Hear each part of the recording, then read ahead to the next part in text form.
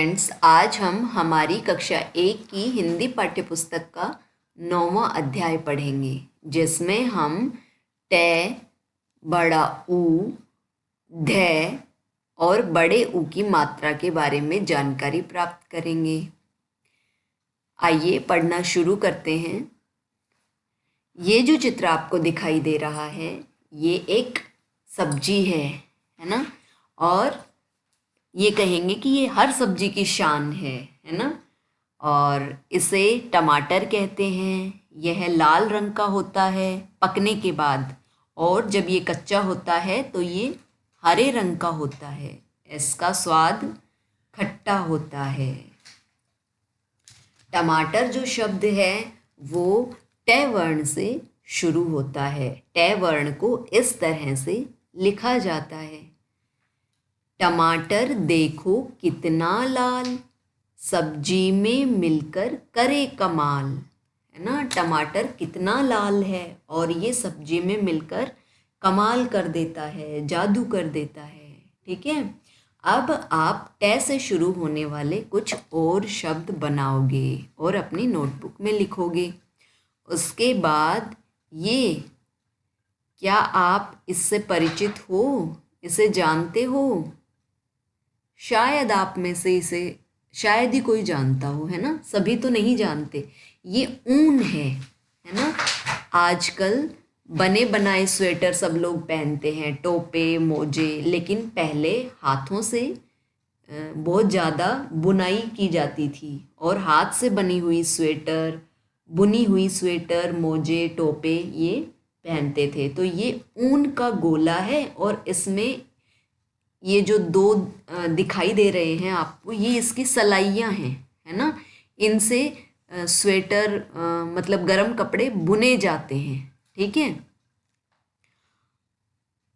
ऊन जो शब्द है वो बड़े ऊ से शुरू होता है ना। बड़ा ऊ न ऊन।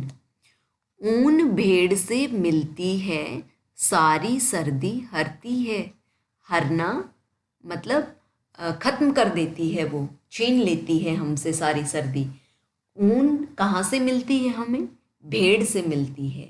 ठीक है, भेड़ के ऊपर जो बाल होते हैं उनसे ऊन बनती है और ऊन हमें सर्दी से बचाने का काम करती है। सर्दियों में हम ऊनी कपड़े पहनते हैं ना, क्योंकि उनसे सर्दी कम लगती है। सर्दी से वो हमारा बचाव करते हैं। अब आप बड़ा ऊ से शुरू होने वाले कुछ नए शब्द ढूंढेंगे और उन्हें अपनी नोटबुक में लिखेंगे। उसके बाद है धनुष। ये जो आकृति है ये धनुष है और इसमें जो ये लगा हुआ है ये तीर है ना। तीर कमान भी बोलते हैं इसे, कमान धनुष को ही कहते हैं। धनुष बाण भी बोलते हैं, बाण तीर को कहते हैं। ठीक है, तो ये है, ये धनुष है। धनुष शब्द ध वर्ण से शुरू होता है और ध को ऐसे लिखा जाता है। आप सभी लोग ध की बनावट को ढंग से देखेंगे। बच्चे ध, घ और छ छाता ये तीनों ऐसे लिख देते हैं कि ये समझ में ही नहीं आता ये ध है या घ है या छ है ना। तो आप देखेंगे कि ध को इस तरह से लिखा जाता है और आप भी ठीक इसी तरह से ध को बनाने का अभ्यास करेंगे। धनुष बाण से शोभा पाते, शूरवीर वो ही कहलाते। धनुष बाण से जो शोभा पाते हैं वो शूरवीर कहलाते हैं, महावीर कहलाते हैं। ठीक है, अब आप ध वर्ण से शुरू होने वाले कुछ और नए शब्द ढूंढोगे। इसके बाद ये एक छोटा सा जानवर है और ये बहुत तेज दौड़ता है ना। और ये इसे चूहा कहते हैं। ठीक है, चूहा जो शब्द है वो च वर्ण से शुरू होता है और इसमें बड़ा ऊ की मात्रा लगती है। ठीक है, जब च में बड़े ऊ की मात्रा लगेगी तो इसका उच्चारण होगा चूहा। तो ये बनेगा चूहा। चूहा सरपट दौड़ा जाए, कुतर कुतर कर कपड़े खाए। सरपट तेजी से, चूहा तेजी से दौड़ता है और कुतर कुतर कर अपने पैने पैने दांतों से ये कपड़ों को काट देता है ना। कागज, कपड़े, ये सब चूहा अपने पैने दांतों से काट देता है। इसीलिए जब घर में चूहे होते हैं तो उन्हें भगा दिया जाता है, क्योंकि वो सामान को नुकसान पहुंचाते हैं, है ना। कपड़े काट देते हैं, कागज़ वगैरह काट देते हैं, इसलिए चूहों को घर से भगा दिया जाता है। अब आप आगे का अभ्यास कार्य करेंगे। इसमें है पहचान कराएं। टम टम, ऊपर, इधर, फूल। इसमें आपको एक एक वर्ण की पहचान करनी है। ये टे मैं, टे मैं। इसी तरह से बड़ा ऊ, पै रे, ऊपर, ई धै रे, इधर, बड़ा फू ले, फूल। ठीक है। इसके बाद है वर्ण को शब्द से मिलाएं। ये हमें कुछ वर्ण दिए गए हैं, इन्हें इनके शब्दों से मिलाना है। टे जो वर्ण है उसे टे से शुरू होने वाले शब्द से मिलाना है। ठीक है। उसके बाद जो बड़ा ऊ है उसे ऊ से शुरू होने वाले शब्द से मिलाना है। इसके बाद धै से शुरू होने वाले शब्दों को धै वर्ण से जोड़ देंगे। ठीक है। इसके बाद है सुने और बोलें। टमाटर, टब, टूटा, ऊन, ताऊ, ऊपर, धनुष, धार, धेनु, धेनु गाय को कहते हैं, चूहा, जूता, कूप, कूप कुएं को कहते हैं। पढ़ें और बोलें।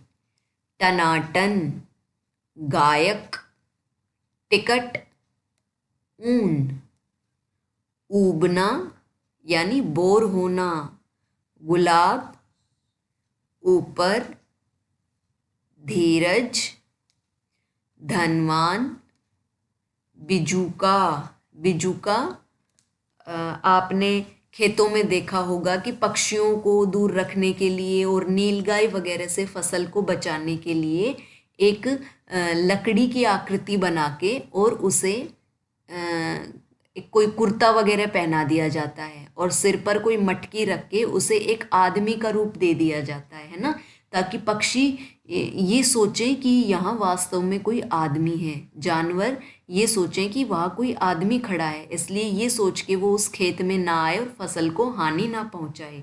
तो ऐसी जो आकृतियाँ बनाई जाती हैं उन्हें बिजूका कहते हैं, खेतों में लगाई जाती हैं ये। ठीक है।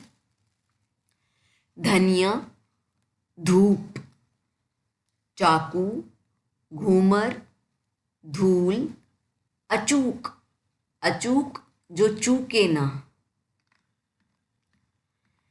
इसके बाद है लिखें। इसमें हमने जो आज जिन वर्णों के बारे में पढ़ा है हमें उनको बनाना सीखना है। टे, धै, धै पे आपको विशेष ध्यान रखना है, इसी तरह से धै को बनाना है। बड़ा ऊ, पानी मत बहा, टोकरी ला। इन्हें नीचे दी गई पंक्तियों में इसी तरह से लिखना है। बिजली बचाओ, दूब पर चल। दूब हरी घास को कहते हैं। इन्हें भी नीचे दी गई पंक्तियों में आपको लिखना है। इसके बाद है ओ, ऊ और बड़ा ऊ की मात्रा से बनने वाले शब्द बनाएं। जैसे तोता, है ना, इसी तरह से ओ की मात्रा से बनने वाले आपको और शब्द बनाने हैं। सोता, मोटा, लोटा, गोटा। ठीक है। अब तुम, ये ऊ की, छोटी ऊ की मात्रा के शब्द हैं, इसी तरह से आप भी बनाओगे। जैसे टुकड़ा, मुखड़ा, और इसके बाद बड़ा ऊ की मात्रा के शब्द हैं जैसे सूप, धूप, कूप। ठीक है। फूल, इस तरह से आप ओ, ऊ और बड़ा ऊ की मात्रा से बनने वाले शब्द बनाएंगे। इसके बाद है पेंसिल घुमाएं और रंग भरें। ये एक जानवर है और इसका नाम ऊंट है। इसे रेगिस्तान का जहाज भी कहते हैं।